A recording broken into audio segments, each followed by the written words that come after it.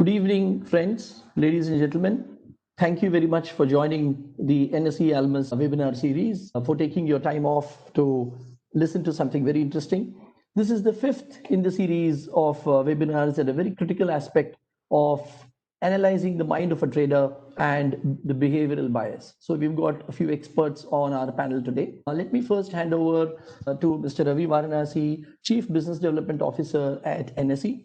Ravi spearheads the exchange initiatives across all asset classes. He's the face of the exchange and is on a lot of advisory boards with the regulators, with the Ministry of Finance, and is a very well-known market figure amongst all of us. Good evening, Ravi, and over to you. Thanks, Sriram. Thanks for those kind words. Good evening, ladies and gentlemen. Good to be with an eminent panel which will discuss an important aspect of investing. We're all going through a turbulent period which has affected all aspects of our life. There's no clear end game in sight, even today. The hope is vaccines or drugs would materialize and are produced in quantities that would take care of the entire population of the globe, so that we would be able to return to some semblance of normalcy in the near future. There are various estimates as to when this will happen, but well, we'll have to live with this.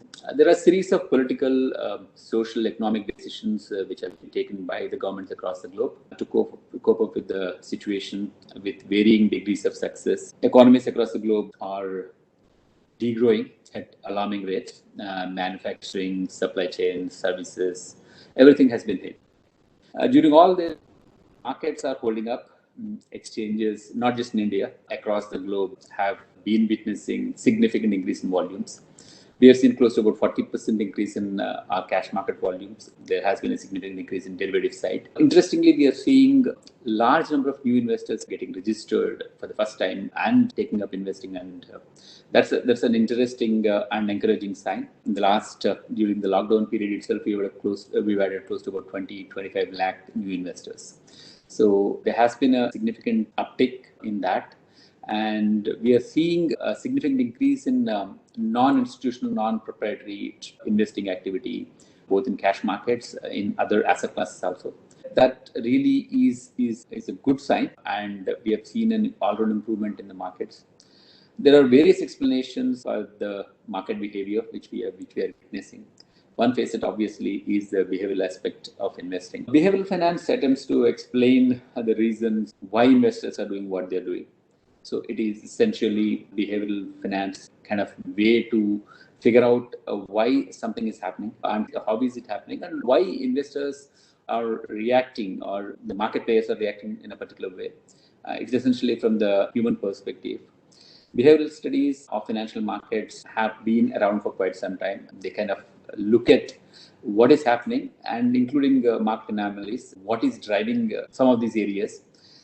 There has been a considerable debate over the real definition and validity of behavioral finance, since the field itself is still developing and in a way it's refining itself. The evolutionary process will continue.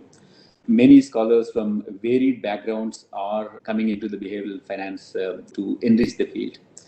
Behavioral finance studies span across sociological factors, try and study the influence on the decision-making process itself of groups, individuals, entities. It's a complex and evolving subject. In fact, at NSE, we have actually decided that we would work in this area. We have entered into collaboration with IIM Ahmedabad to set up a behavioral sciences laboratory, which, while it's a fairly wide field and it would try and study behavioral sciences across various aspects. Our focus obviously would be on finance and marketing, which would help us understand the behavior of various entities and which could possibly throw up interesting areas for policy research as well as for understanding the behavior of investors, so that possibly we can come out with regulatory interventions which would make markets far more safe for investors. So we are fairly closely involved in this area. I'm sure today's treatment by the panelists will add to the understanding of why and how some of these decisions are being taken by the investors and how to channelize energies in the right direction. So I'll stop here. I would not want to stand between you and the panelists. I'll hand over to Venkatesh. Thanks for joining the seminar and have a happy learning.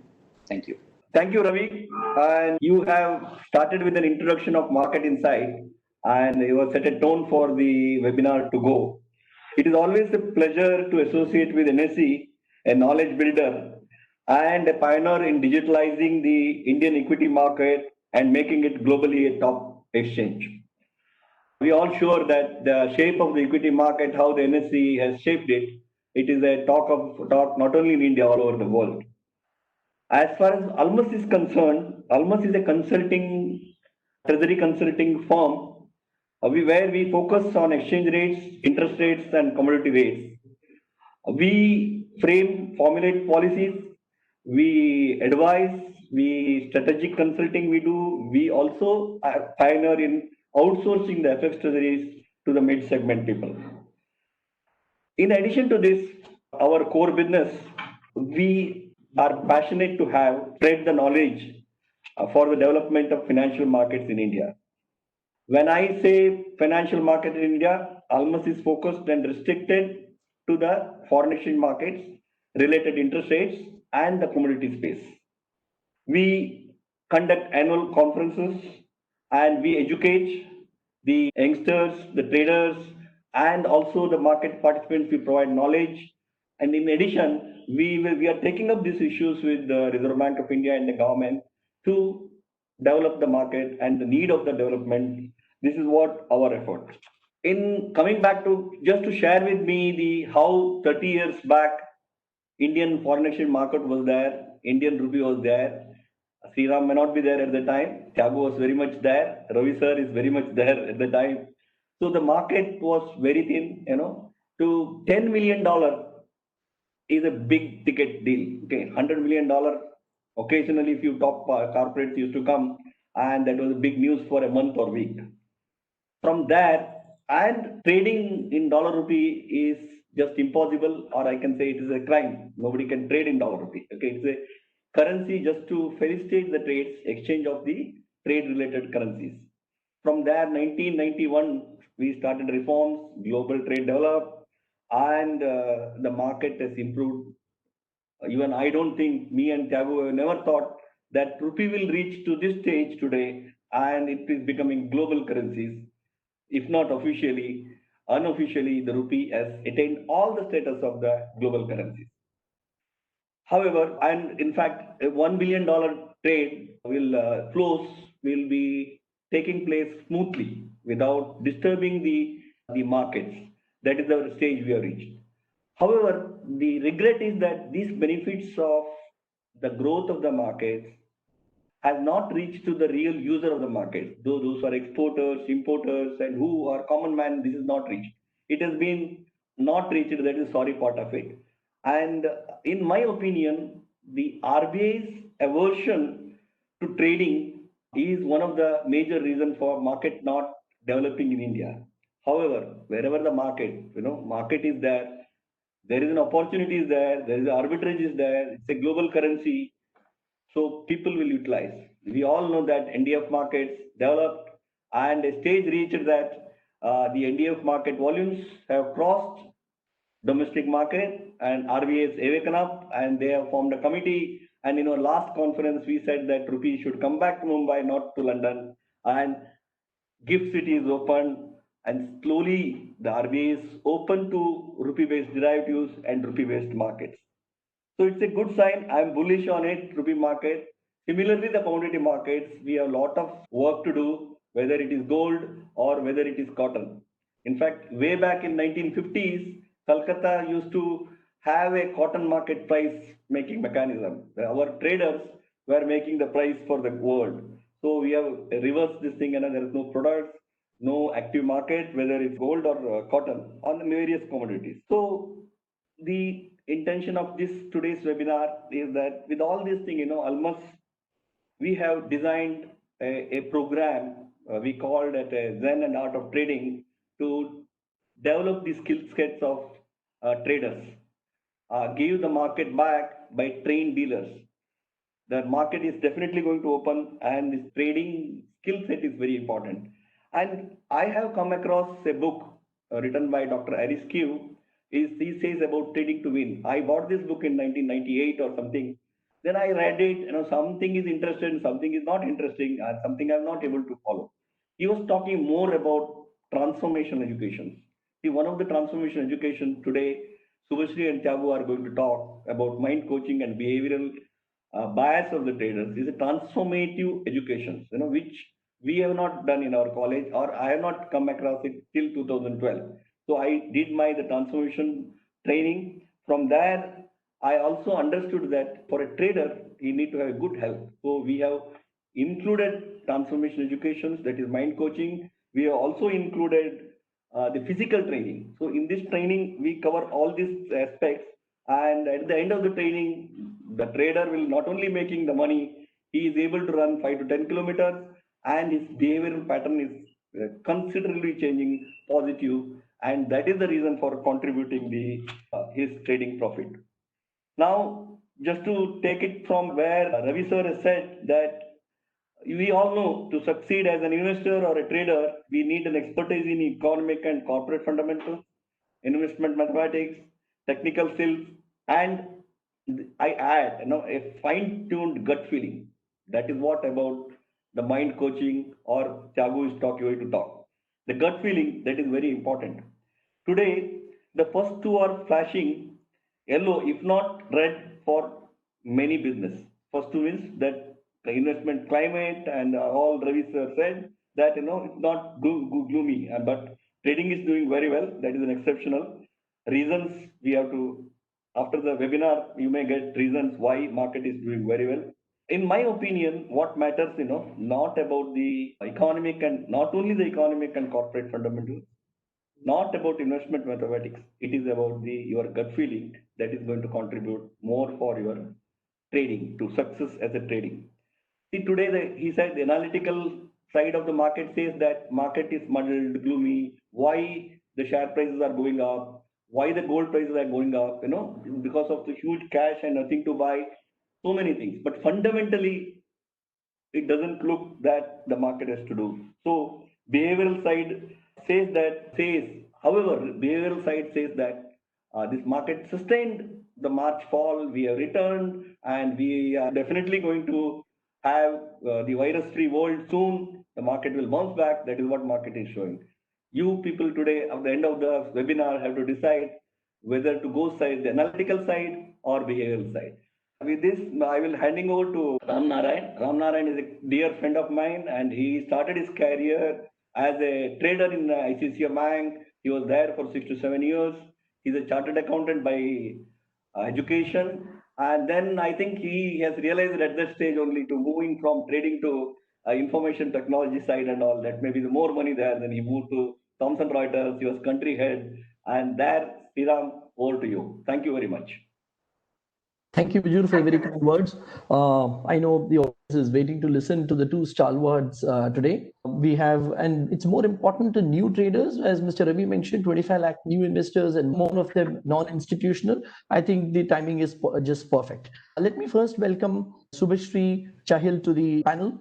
Subhashri is a mind coach. She has over 20 years of experience in the corporate world. Last, she was at executive director at Nelson, taking care of the global business operations. Subhashri is based out of Canada. And Subhashri, thank you very much for joining us very early this morning. Before I hand it over to you, Subhashri, I request all those attending to keep their questions coming through the channel for questions. And we already have received quite a lot of questions, and we hope to keep at least 20 minutes for the question and answer session by Thiagu and Subhashri. Thank you very much, Subhashri. Over to you. Thank you, Sriram, and good evening, everybody. I'm a coach, and I work with the mindset of people. I help people to succeed in their profession as well as personal lives. Over the last 10 years, I have worked with over 200 people, spent over 10,000 hours creating breakthroughs for them in their career, in their business, and also in their personal lives. I help them by creating new possibilities, create their own life goals, and create actions to achieve those goals. Actions that they can work over the next 5 to 10 years and experience growth, satisfaction, and happiness. In the next 10 minutes, you will see how coaching has helped people achieve more in the areas that they have planned, and also surprising themselves in some totally unrelated aspects of life. The primary role of a coach is to help a coachee unlock his or her potential in such a manner that they can maximize their performance. A coach is a complete partner to the coachee, and the process that is followed during each coaching session are just open conversations. Open conversations between the coach and the coachee. The coach has a lot of questions, thought-provoking ones, that will make the coachee think, reflect, remember their patterns, their behavior, remember how they worked on relationships, how they succeeded in their relationships, remember about how they experienced physical or emotional responses to situations. This conversation is totally a creative process where the coachee is inspired to maximize his potential and to take a step forward and produce extraordinary results. In the entire process, the coach has total commitment towards the coachee for achieving the set of goals and objectives. And during the entire process, this can be seen in every conversation and every interaction. One of the things that you will all notice is if you are in the comfort zone, then there is no learning. And what do I mean by that? As long as you know what you have to do in a particular area, you don't find that you're going to learn anything new. The only way you learn something new is when you get into an unknown area, when there are challenges thrown at you. The coach constantly pushes the coachee into that challenge zone where he can learn so that he can acquire new skills and competencies to achieve his complete potential. When I work with traders, the focus is constantly on getting them to practice winning at level 1 for some time, getting them comfortable in that area of winning, and then increase their confidence in playing in that particular zone. Then I help them move to the next level of complexity, areas which they have probably not worked on, not thought about, so that they are failing in those areas. And what do failures do? Failures are those hurdles, those challenges that help you think what more can you do to become successful in that complex situation.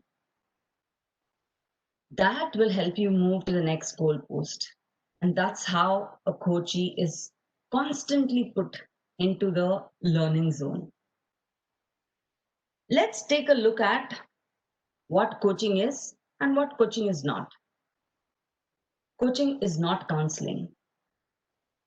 It's also not fixing a problem in somebody's life.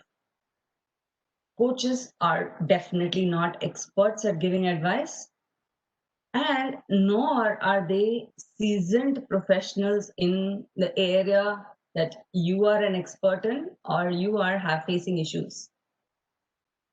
In fact, the coach may not have any experience in the activities or professions of the coachee.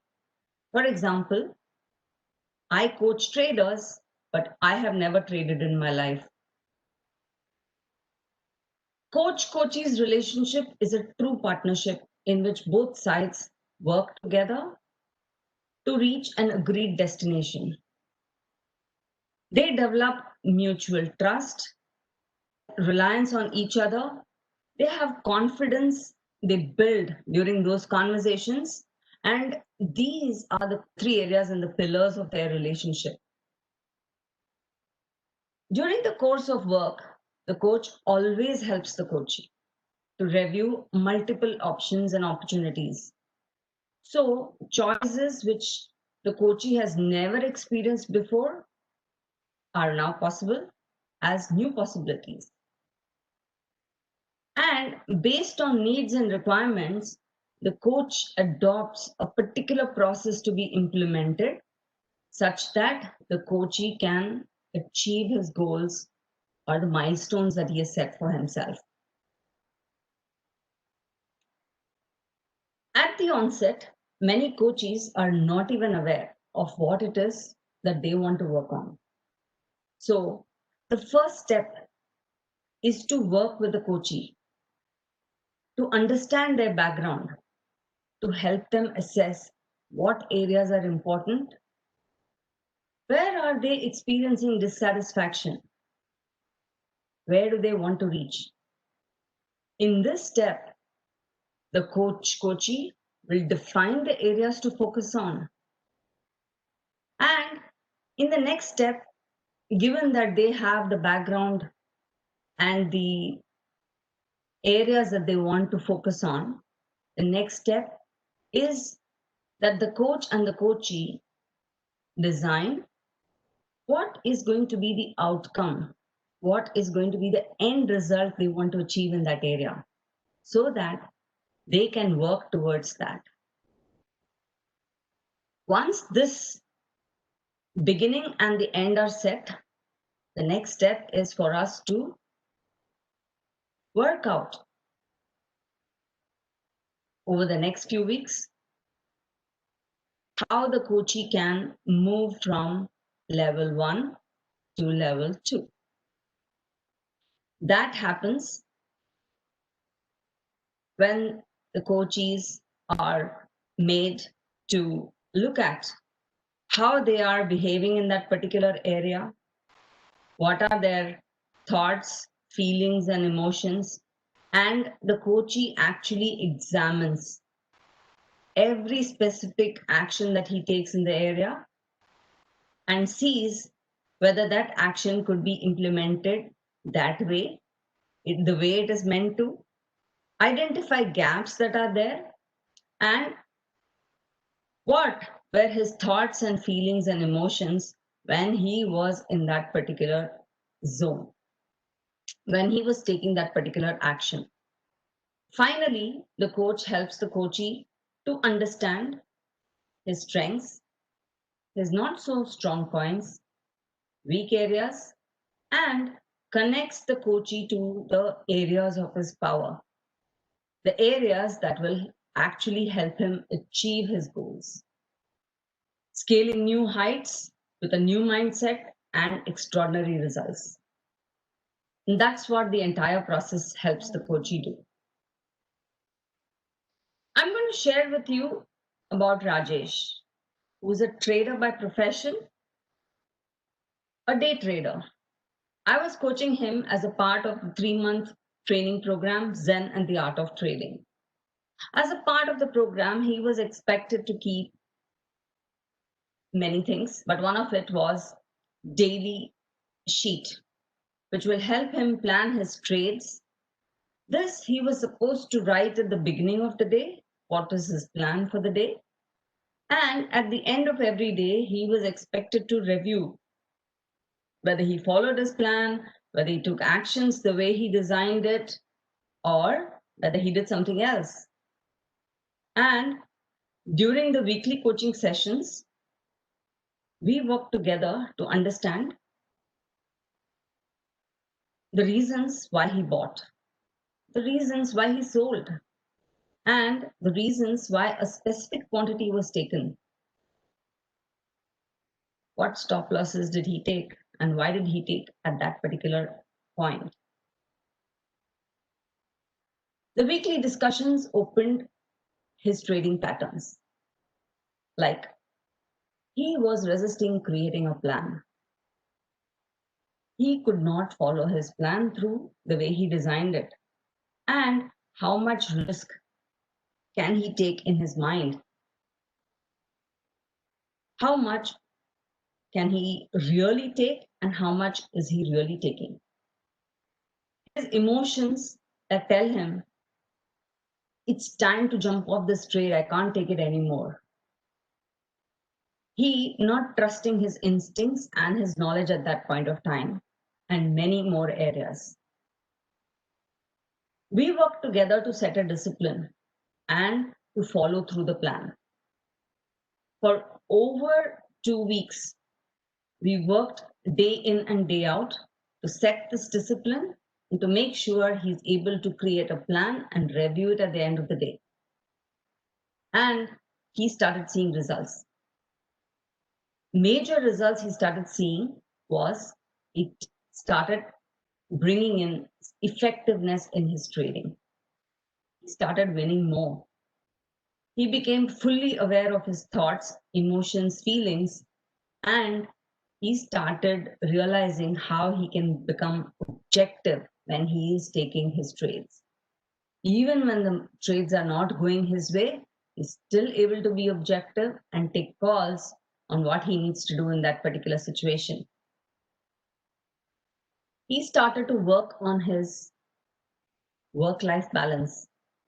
It improved significantly, especially when he started spending time with family, celebrating his wins, celebrating everything that's happening around him.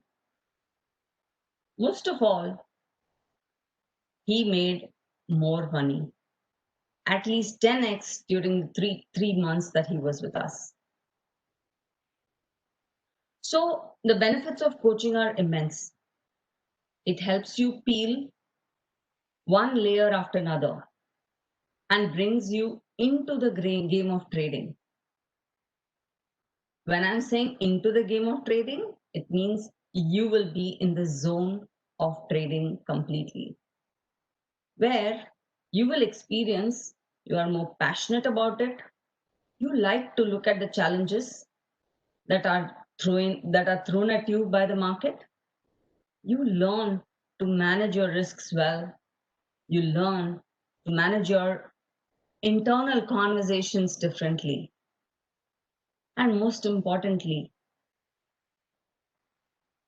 winning becomes a habit, especially for people who are working towards being in the 10% of the traders. And occasionally, you will also get lucky. So who needs a coach? Anyone who wants to reach his potential needs the coach. Anyone who is willing to break his barriers needs a coach. Anyone who has a vision needs a coach. Anyone who wants to reach his goals needs a coach. You can be an athlete, a housewife, a student, a professional, or a businessman. Everybody needs a coach. The techniques are an important aspect of winning any game. Winning your trade is first thing about winning a trade is it happens all in your mind, not in the techniques that you follow. Reach out and explore your fullest potential. Speak to Venkatesh to understand more about Zen and the art of trading. Thank you, and over to you, Sriram. Thank you very much, Subhashri. Welcome back, guys. We'll now go on to Mr. Thiagarajan, who will speak to us on the bias of the traders. Mr. Thiagarajan, actually Thiaguji, as he is popularly called, is a postgraduate in economics from Madras University. Hardly needs any introduction, but I must say this, he's the first and the last word in FX markets in the country and beyond. Being a banker, syndicate bank, and then most famous as with a long stint at Reliance. And his name is synonymous with FX, synonymous with trading, macroeconomics. I can go on and on, Thiaguji, but the best thing I can do is to pass on the to you. Thank you very much. Thanks, Sriram. Ladies and gentlemen, it's indeed a pleasure and privilege for me to be talking about behavioral biases in this evening. Actually, before I set the ball rolling, if I ask you a question, how wet water is, what will be your answer? How wet water is? That possibly you won't have an answer, and you would look up to me in desperation to check whether I'm all right. Similarly is the mindset when we set out to talk on behavioral biases. That is what we call wet water theory. Wet water theory is actually so obvious. So water is always wet.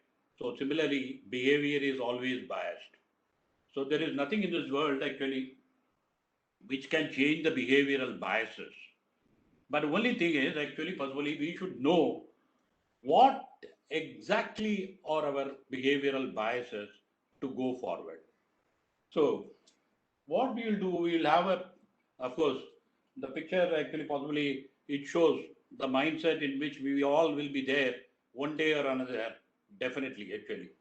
Possibly these 20 minutes of this behavioral biases actually possible.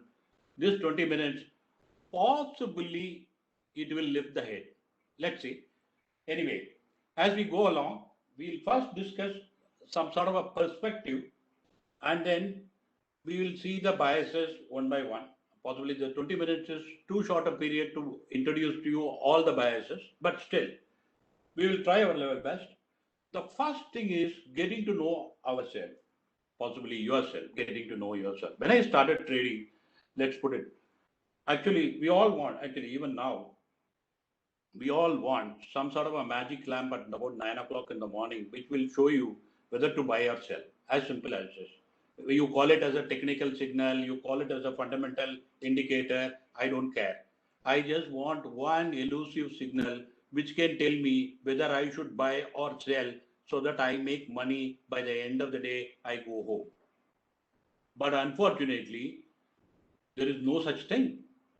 Then what I did, I studied fundamentals to understand the market. Then actually I studied the price behavior through the technical analysis. Then I studied the sentiment, possibly interaction with so many of my colleagues to understand the positioning and mindset of the markets. So I have done fundamentals, I have done technicals, I have done and sentimentals. But still, I was searching for that elusive signal. Why that is the case? The thing is, once you start looking at yourself, possibly you looked at the world around you, but at no point of time you looked at yourself. Possibly, we have all been told you beat the markets, but never we have been told you have to beat yourself if you are to beat the markets. So the first and foremost thing in the behavioral bias is beat yourself first so that you can beat the markets next. Then actually basically we have all had so many webinars in which we talked about fundamentals, technicals and all that stuff actually. So what simply drives the market, how the price moves, all that stuff. Those are all the tangible aspects that the trader can relate to. At no point of time we have ever tried talking about the intangible aspects. I think possibly this is the first time that we are talking in India about the behavioral biases and then possibly the intangible aspects of a trader's inner game. Actually, of course, a trader has got outer game as well as inner game. Of course, we have been trying to address the outer game always. At no point of time we have tried to address the inner game. Possibly the behavioral biases, possibly the introduction of behavioral biases will address that particular lacuna. So, of course, I will start with the Chinese quote, that too on a war.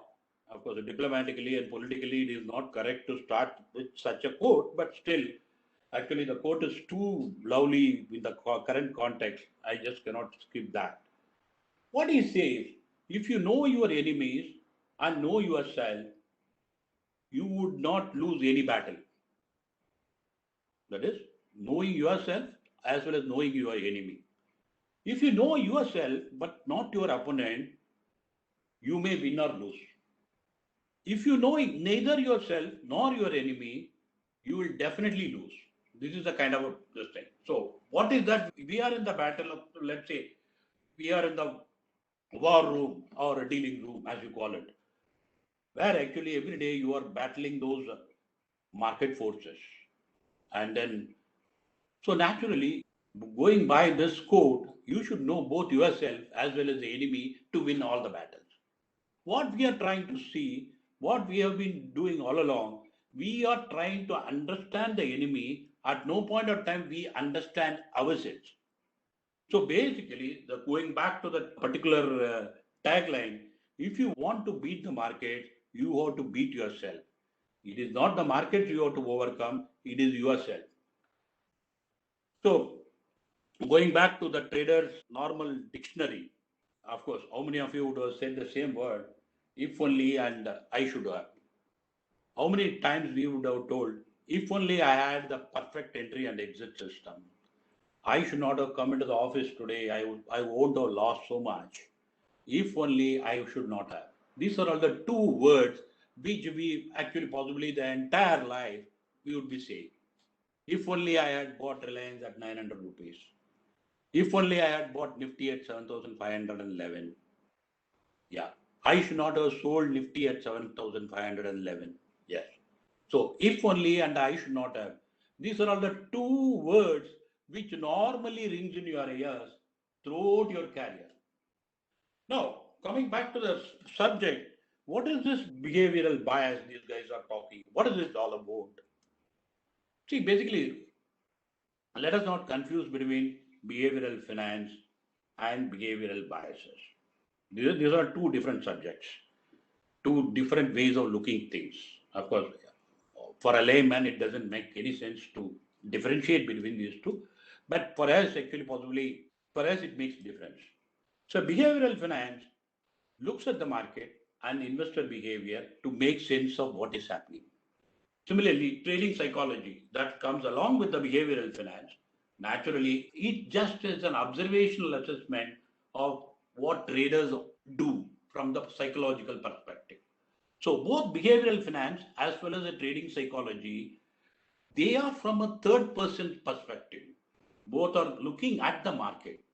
Now, if you come to behavioral bias, it is basically the spotlight is turned on yourself and you are looking at yourself. It's basically what am I doing and what is my nuances, what is my habit, what is that I want to do, what is that I have been doing. So basically, you turn yourself, you turn the spotlight on yourself, and then you understand your own behavioral bias for proceeding further. The thing is actually, it is the behavioral biases. Let us concretely say the behavioral biases. Actually, we are not here to cure the behavioral biases. Everybody has a behavioral bias. Let's put it.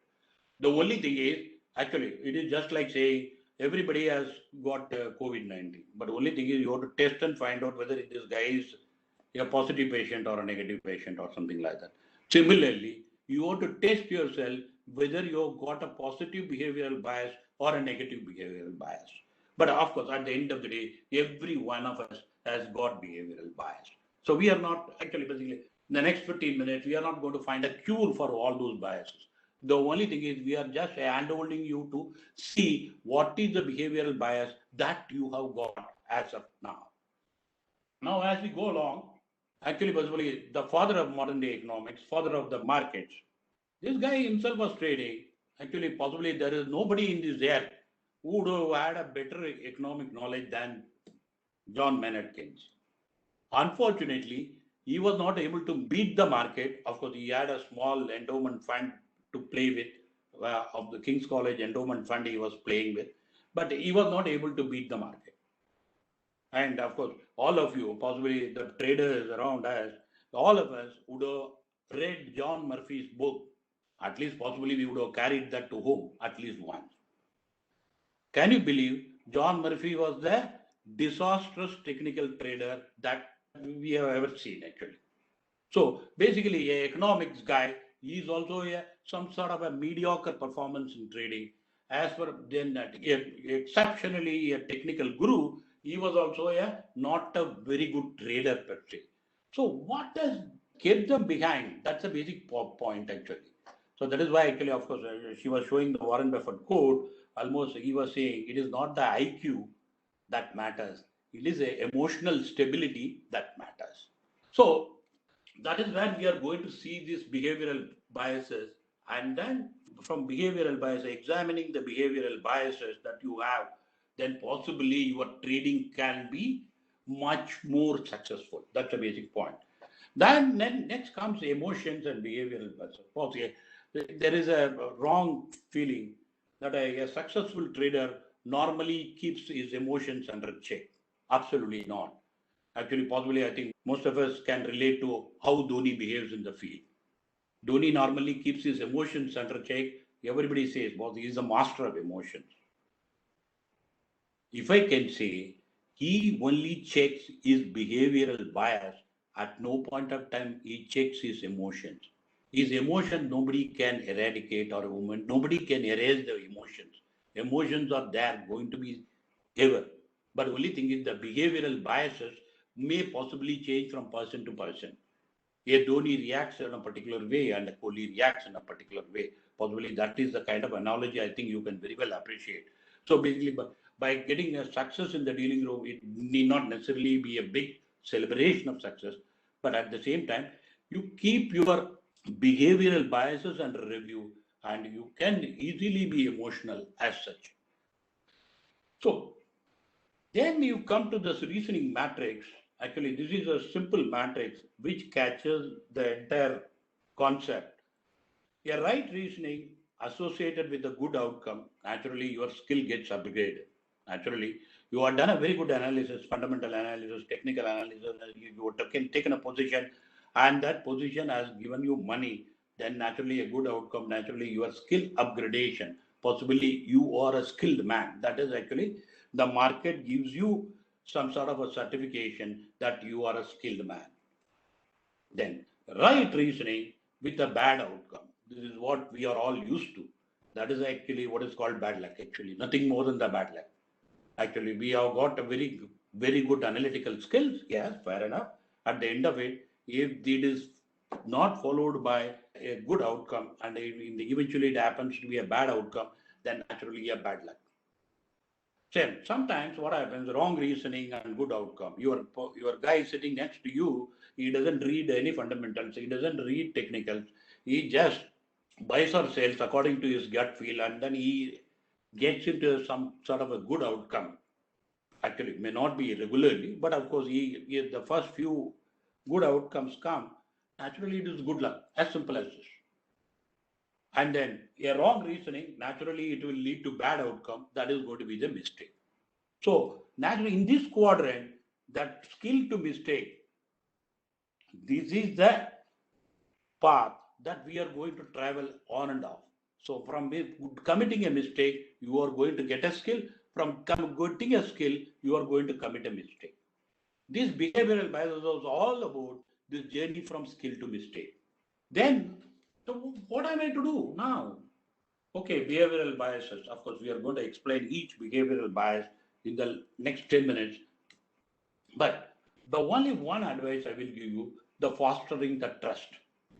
If the greatest, actually, the successful trader normally possesses trust. And another thing, actually, nobody can be called a super trader or master trader or a successful trader because everybody is, of course, for me, everybody is known by the trade that he has done last, actually. There is no, actually, just like any batsman is known by the last number of runs he has scored, the same thing, actually. The only thing is history and records. Okay, fair enough. There is only, it gets only respect. So only the last trade what you have done, that gets you recognition, as simple as this. Now actually we will go into all these major cognitive biases and minor cognitive biases. Very briefly we will cover. So normally actually basically every human being in every walk of life has a bias. There is no doubt about it. That is why actually we are much more than the robots. Actually, the major cognitive bias, which I see, or anchoring bias, of course, we will all see this anchoring, overconfidence, loss aversion, confirmation, FOMO. Now, as I go along repeating these biases and giving you some hints of what exactly these things mean, you please relate yourself to these biases and be frank enough to understand whether you have this bias or not. See, basically, anchoring bias. This is actually normally seen. Anchoring bias, forget about all those definition actually, basically. That is all the definition. The simple definition is future is looking to be the same as the present. That is, all of them who have anchoring bias think future is going to look extremely similar to the present. If dollar rupee is trading between 73 off and 74 mechanically, you should be a mechanical buyer at 73 off. You should be a mechanical seller at 74. For them, whether it is going to be September or October or November, it doesn't matter. This is the kind of present trend I will continue to follow this in future. So all of us are anchored to something actually. This anchoring bias is very much evident not only in our trading but also in day-to-day life. Everywhere we see this anchoring bias that is there. Actually, the one thing is if somebody says to you the current trend will never end, that means actually he is having an anchoring bias, as simple as this. Now, whether I have that anchoring bias, that is the immediate question that you will ask. You just ask, have you ever lost money because you couldn't accept that the trend had ended? What has happened? Let's say we will take the example of dollar rupee so that everybody can relate to. 72 to 77 it goes. Naturally, at every dip you are bought, and 77 possibly you are taken a profit. Let's assume. And then possibly when it reverts back, you are not going short, basically because your anchoring bias is there, but it cannot go below 76. It cannot go below 75. It cannot go below 74. So basically, we are anchoring ourselves to one particular level, and that particular level, we are riding the original trend. We are trying to ride the original trend and then getting stopped out at every level.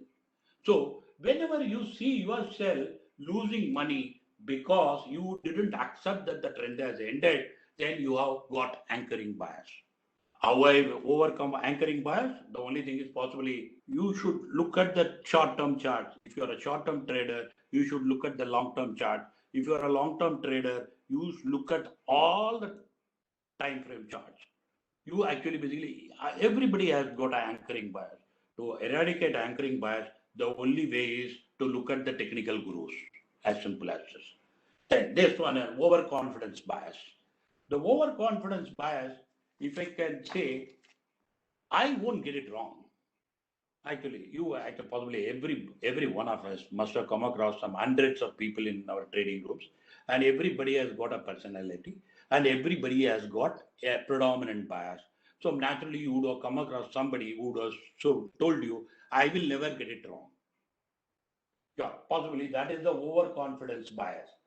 That is actually inflated belief in your skill as a trader. Inflated belief. All of us for that matter, are overconfident about ourselves.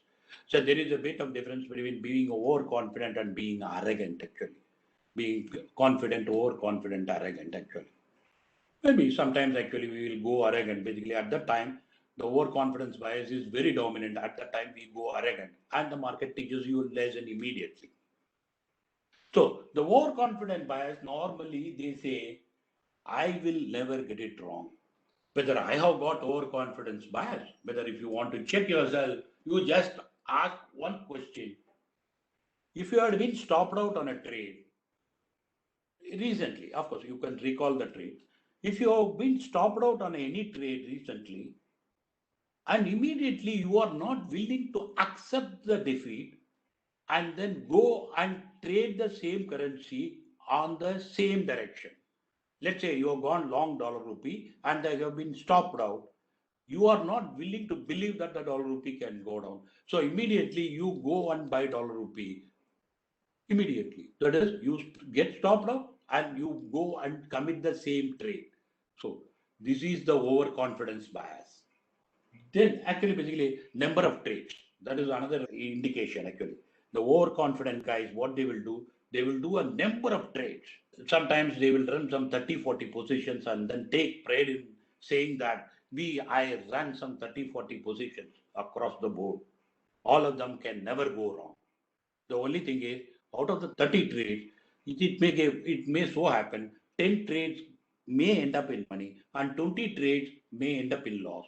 At the end of it, the money made in 10 trades would have been washed out by 20 trades which has lost money.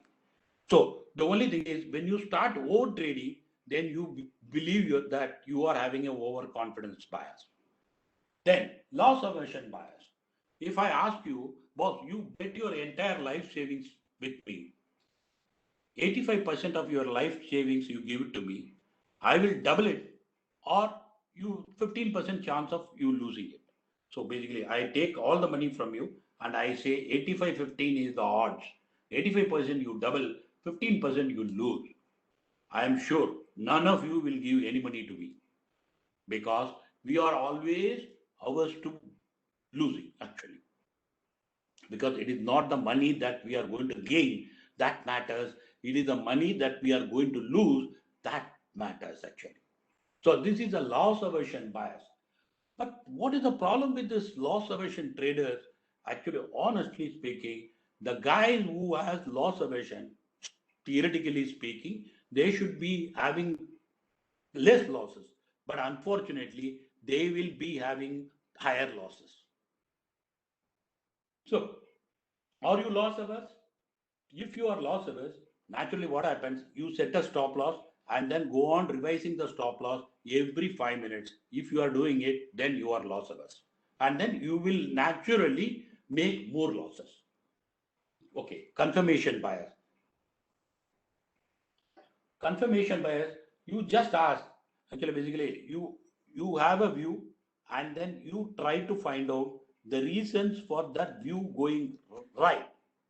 And at no point of time you are going to see the other side. It's just like your stance is always right.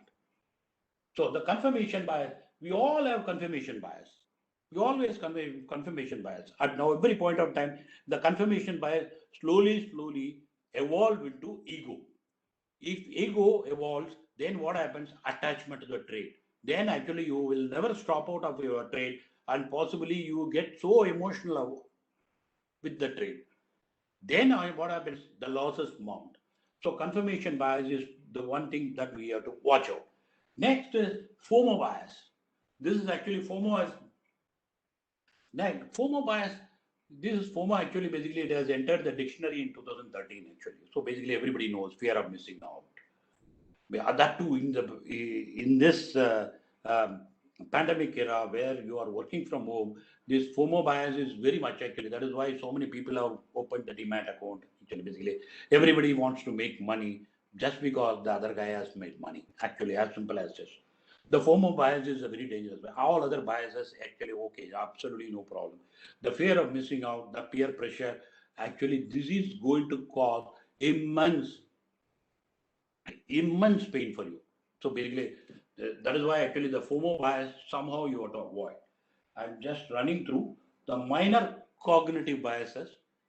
These are all the some major cognitive bias. You just find out actually possibly every one of us will have anchoring bias. Every one of us will have overconfidence bias. Every one of us will have FOMO bias and confirmation bias for sure. And of course, loss aversion bias, depending upon the P&L that you are running at that particular moment. And then these are also some of the minor cognitive biases. These are all grouped together as minor, basically because less evidenced. There's familiarity bias. I'm just quickly going through. Familiarity bias is nothing but actually basically I know this market very well. I know dollar rupee very well. I know Nifty very well.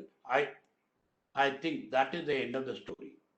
Actually, when you say some market you know very well, then naturally you ought to be on guard. Then next is insight bias. Insight bias is nothing but actually only one word if we can describe insight bias, I know it all day. Actually, it's some sort of actually basically grandfather sitting in your home and then telling you, I know it all day that you would go wrong. That's a kind of a insight bias. There will be so many dealers inside sitting next to you saying, I knew it before you put on this position. Of course, all of you can relate to that. Then head mentality. There are two things, flowing with the stream and flowing against the stream. Actually, head mentality. When there is a trend, of course, we ourselves will say, when there is a trend is a friend, you join the trend. Actually, if there is an uptrend, naturally you go on buying every day. If there is a downtrend, go on selling in their rallies, flowing with the stream. So head mentality, actually, basically, humans tend to move in herds, actually, because we all actually basically evolved like that. So basically, we all moved in edge. So basically, whenever you see a trend, actually this head mentality. And the next is bias is contrarian bias. Contrarian bias is nothing but actually these guys normally they will go against the stream. They normally actually they will not agree. They will not agree that the market is always right. They will say the market is always wrong. Some of us actually can easily relate to this bias, contrarian bias. If everybody says actually that is why actually dealing room meetings or traders meetings never end in any success actually. If any of you have seen any dealing room meeting or trader meeting ending in any successful deals or possibly adding to P&L, I stand corrected. But normally, a group of traders making a decision for a trade, it normally it hits them back. So contrarian bias is swimming with the trade. Now actually possibly the pattern recognition. Now actually pattern recognition, you could recognize that in every bias, I am putting a one picture which is relevant or irrelevant, as of course, which I consider relevant. But pattern recognition bias is nothing but it is actually past repeating itself. There will be a senior trader sitting next to you, and then they will be saying, actually, even Venkatesh Bijur was saying, 30 years back, dollar rupee was like this. Of course, it doesn't have any relationship for the current trade or possibly the current trade that you are going to put. But the only thing is, 30 years back, we are stopped out like this. Why God? Then what happens? This pattern recognition bias, especially coming from a senior, naturally it depresses you. So, pattern recognition bias, and then you call it as an outcome bias. Outcome bias is very normal. Outcome bias actually, whenever there is an outcome, possibly a successful outcome, we actually go back to reasoning matrix where we talked about a bad decision resulting in a good outcome and a good decision resulting in a bad outcome. So that is the outcome bias. And then we have got recency bias. Recency bias is nothing but you are as good as performance. You are as good as performance. You are as, actually, I started saying you are as good as your last trade. I think possibly that is wrong as per recency bias. That is wrong. What actually basically recency bias you can very well combine with anchoring bias. Recency bias is what you have seen in the recent past. It is going to happen in the future. Something like that actually. So that actually basically the only one conclusion. I think he has lost our PPT has been lost, I believe. But anyway, the only one conclusion, the behavioral biases we have talked, see what has happened actually, whether these guys are applying these behavioral biases, yes, for sure. See, Bridgewater behavioral edge, that is actually basically a 2018 phenomena. Actually, these are all things that have happened in the last 10 years, actually. Can you believe that? Of course, we have been living with biases for the last 30 years, but of course, we know about these biases only in the last 10 years when it has been put to pen and paper. And then behavioral edge by the Bridgewater Associates, possibly one of the best lessons for any trading room. Actually, what they did, actually all these behavioral biases, they started applying in the day-to-day decision making, and that is why actually they have the behavioral edge. That is a kind of some sort of a trading strategy that they made. Can you believe in 2018 they returned with a yield of 15%, which no other hedge fund could do in the street. So that is actually possibly the application of this behavioral biases.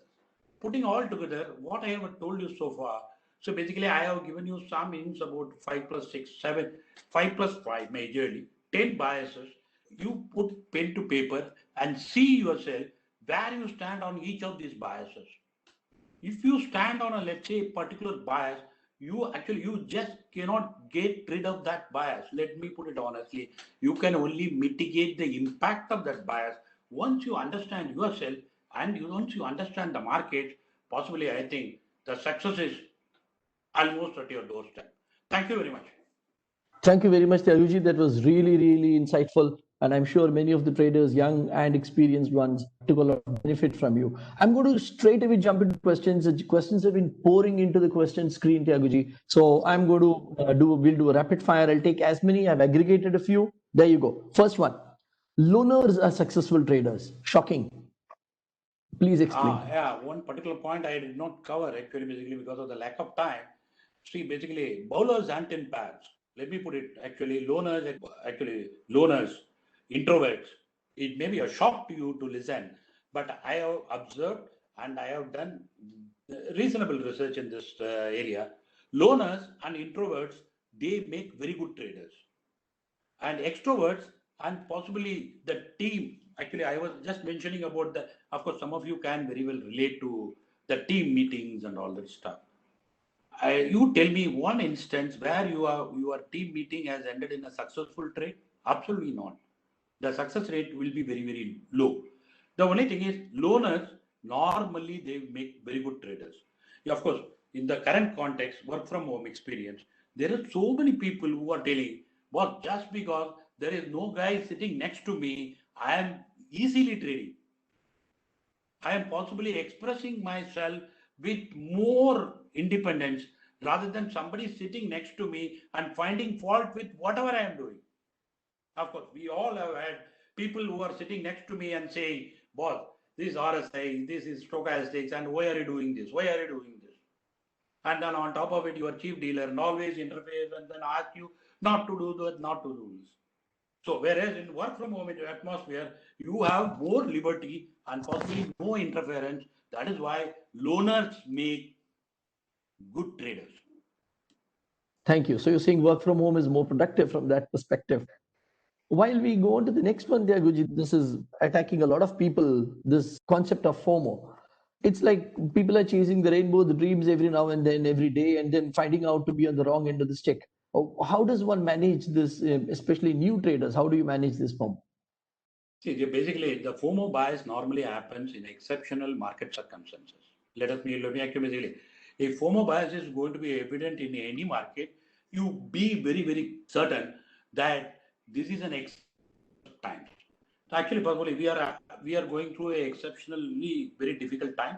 That is why this FOMO bias is very evident everywhere. Actually, the only thing actually possibly is that to get rid of the FOMO bias, the only thing is possibly you switch off all your social media interaction with especially traders.